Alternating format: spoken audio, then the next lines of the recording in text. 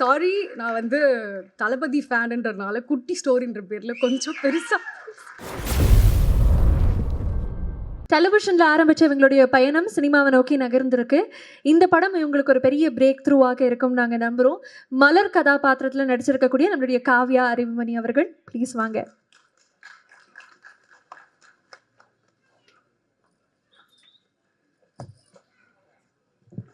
எல்லாருக்கும் வணக்கம். First of all Kalyani செம்மையாக பண்ணிகிட்ருக்கீங்க, all the very best. And actually இது எனக்கு ரொம்ப ஸ்பெஷலான ஒரு மூமெண்ட் இன்னைக்கு. ஸோ அதனால் ஒரு குட்டி ஸ்டோரி மட்டும் சொல்லிக்கிறேன். ஆம்பூர்னு ஒரு சின்ன ஊர். அங்கேருந்து வந்து ஒரு நார்மல் ஒரு மிடில் கிளாஸ் பொண்ணு, நல்லா படிக்கிற பொண்ணு. அங்கே வந்து இன்னும் செம்மையாக படிக்கலாம் அப்படின்னு சொல்லிட்டு சென்னைக்கு கிளம்பி வரா. அப்படி ஒரு நாள் படிக்க போகும்போது சென்னையில் ஒரு சாதாரண ஒரு கவர்மெண்ட் பஸ்ஸில் வந்து போயிட்டு இருந்தா. அப்படி போயிட்டு இருக்கும்போது ரோட்டில் ஒரு பெரிய பேனர், ரொம்ப அழகாக ஒரு பெரிய அட்வர்டைஸ்மெண்ட் பேனர் வந்து அவள் பார்க்குறா.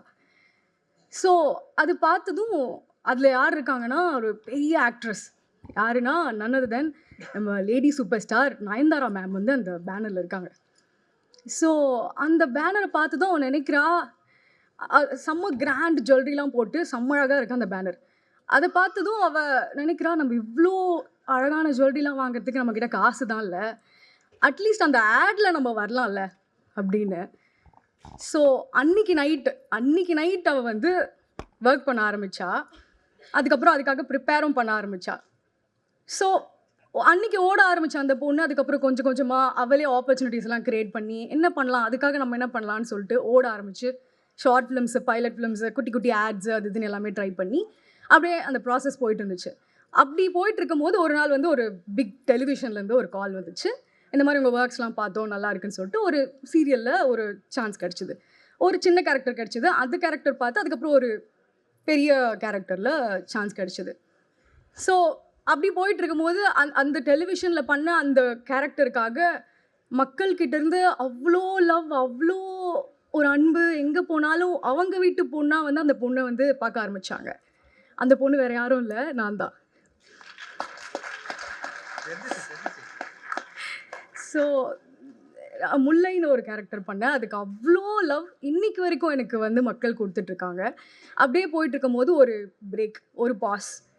ஸோ நம்ம வந்து ஒரு ஸ்டெப்பாக இப்படி போயிட்டே இருக்கும்போது நம்ம அடுத்த ஸ்டெப் போகணுமே அப்படின்னு நினச்சி என்ன பண்ணலான்னு யோசிச்சுட்டு இருக்கும்போது திடீர்னு ஒரு கால் வந்தது நம்ம பிரிட்டோ கிட்டேருந்து. ஸோ நம்ம என்ன பண்ணலாம் அப்படின்னு இருக்கும்போது ஒரு ஸ்டெப் வந்து அவர் கைப்பிடிச்சி வாங்க காவ்யா அப்படின்னு சொல்லிட்டு இப்படி கைப்பிடிச்சி ஏற்றி விட்ட மாதிரி இருந்தது பிரிட்டோ பண்ணது.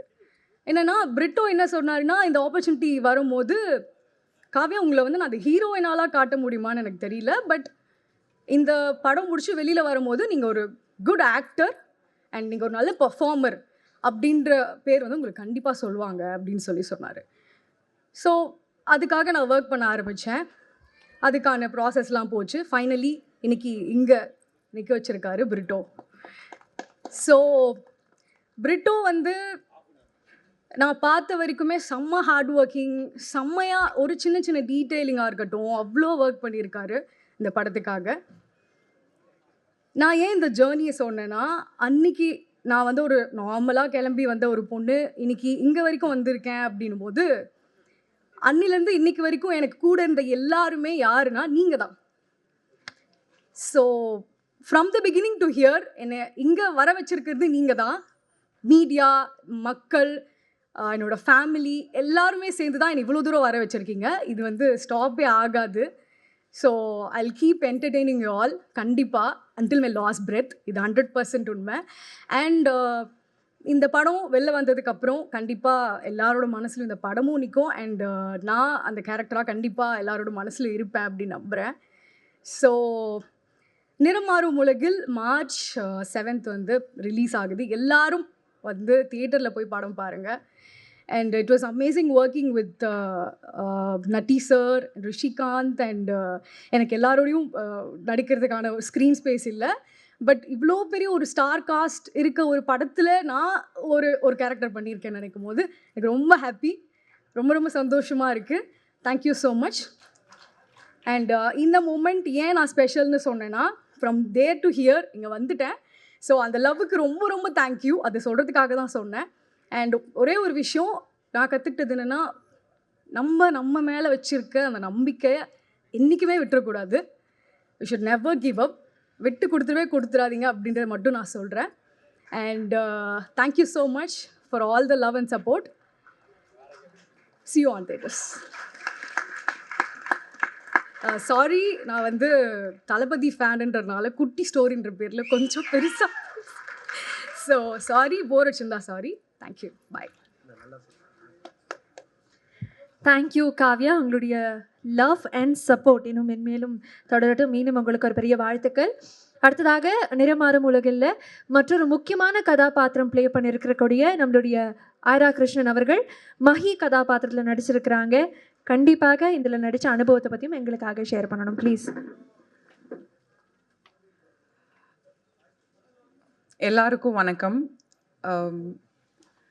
இது தமிழ் சினிமாவில் என்னோட ஒரு ஃபீமேல் லீட் கேரக்டராக ஃபஸ்ட்டு ஃபிலிம். ஸோ இங்கேருந்து பார்க்கும்போது I just want to register and keep this in my memory because I want to come here every year and entertain you all with many films as I can. It really looks nice. இங்கே இந்த பார்க்குறதுக்கு ரொம்ப நல்லா இருக்கு. I want to first thank Brutto. ஏன்னா I think இந்த படத்தில் mostly நான் லாஸ்ட் காஸ்ட்.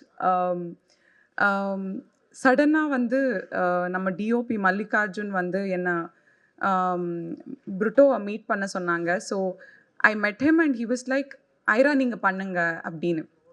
எனக்கு சுத்தமாக தெரியல, இந்த படோட ஸ்டோரி தெரியல, இந்த படத்தில் இவ்வளோ பெரிய ஆர்டிஸ்ட் இருப்பாங்க அப்படின்னு எனக்கு தெரியல. I didn't even know. என்னோட ஃபர்ஸ்ட் ஷார்ட் வைக்கும்போது Sandy master was sitting in auto and எனக்கு சுத்தமாக தெரியல மாஸ்டர் இஸ் ஸோ ஃபேமஸ் அப்படின்னு. So many people are coming and taking selfie and I'm asking Master, like, are you this famous? He's like, yeah, I'm famous. I'm like, okay. Then Master showed me many of his dance videos. And Master is dancing in some function where Prime Minister of India was here in Chennai or something.